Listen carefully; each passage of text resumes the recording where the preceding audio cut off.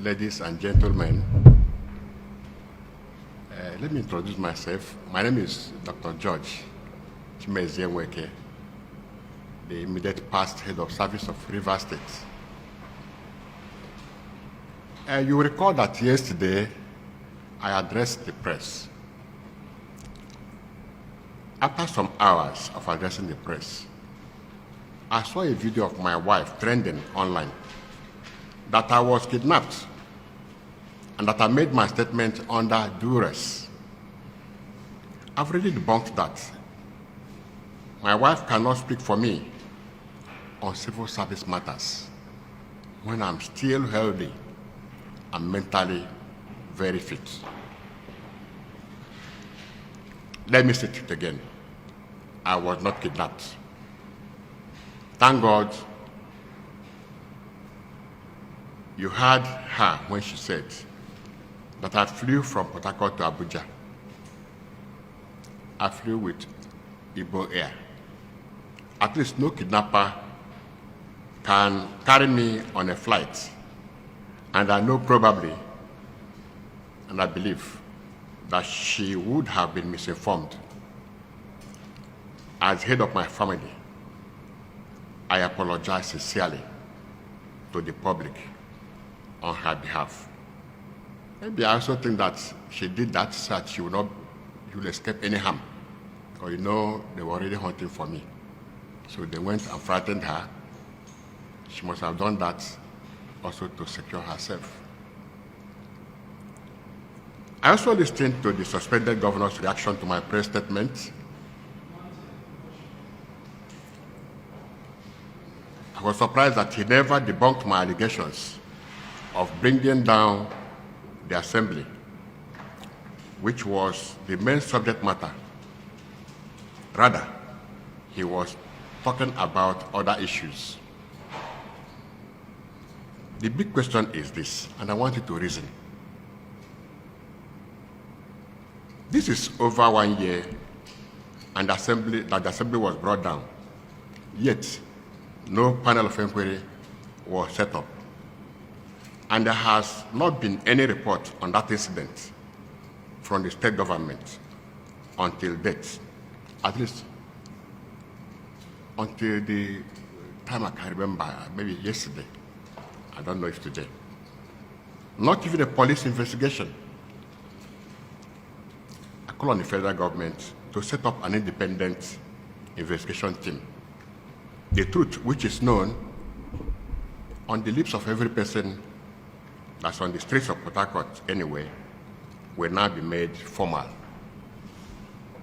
Secondly, he mentioned that, how will I be in a meeting with him and Bala Mohammed?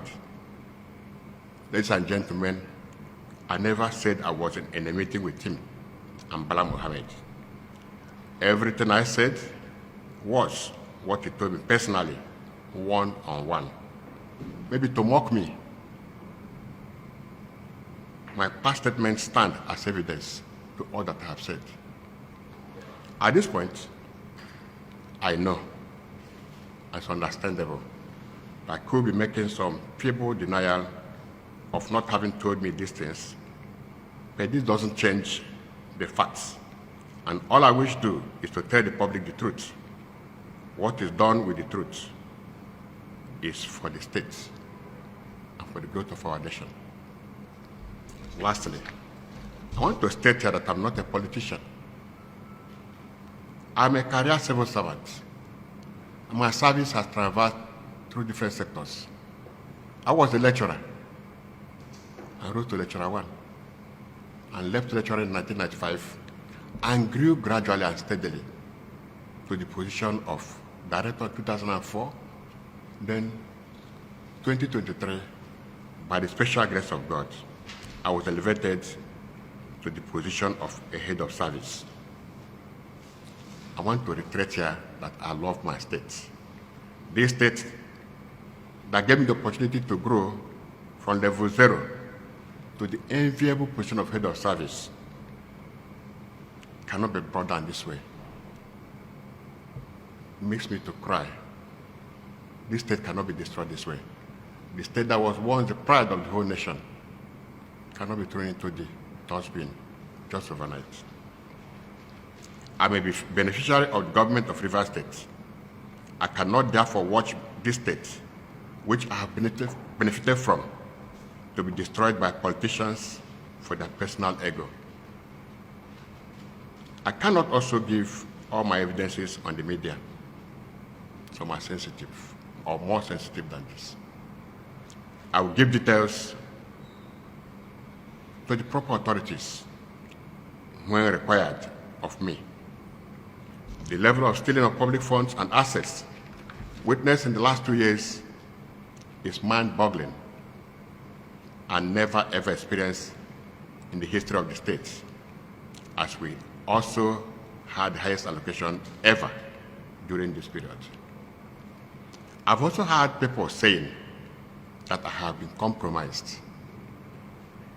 If at all I could be compromised, then it should have been the governor, who is my benefactor, who actually appointed me as head of service of Rivers State. I want to tell you here that I never compromised while I was in system.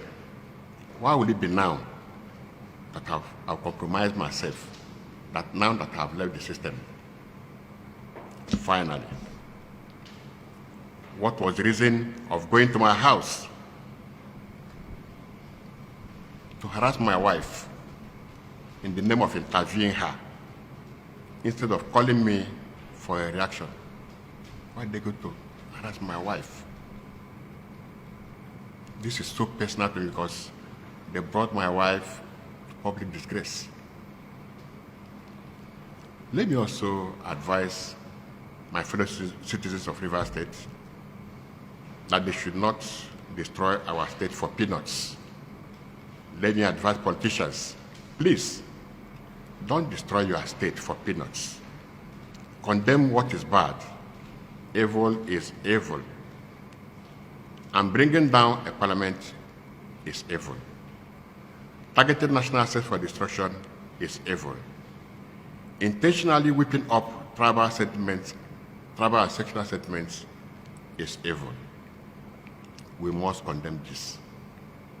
I've also spoken to my wife, who I can tell you that I am her chief security officer. I have directed her to meet me where I am,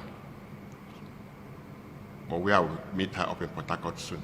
After I've told her to stay in the security office in Port Harcourt, I'll meet her soon when I finish what I'm doing here. And she's on her way to that place.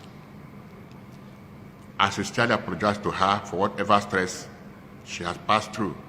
But I know that she and my entire family and my community will be proud of me, especially her. She's proud that she married a man that can make an extreme sacrifice for society, for justice, and for good governance. Finally, to Mr. President and security agencies, I beg you, don't sweep this under the carpet. Please. Don't sweep this under the carpet. Come and save Rivers State from destruction. Governor Nweke and his infantile cohorts have invested much in destroying Rivers State. Let it stop now. Let me say here that this may be the last conference I will grant on this matter, as I am not financially buoyant to continue on this trajectory. The rest that I will do will be with security agencies. Any other press granted now by any other person around me should please be disregarded. These are serious issues that should not be discussed much on the media. For abundance of caution, and those who were not at the briefing yesterday, I can repeat my briefing and adopt all as mine. Long live River State. Long live Nigeria.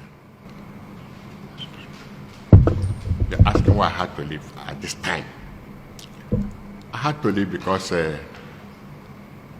was studying the environment.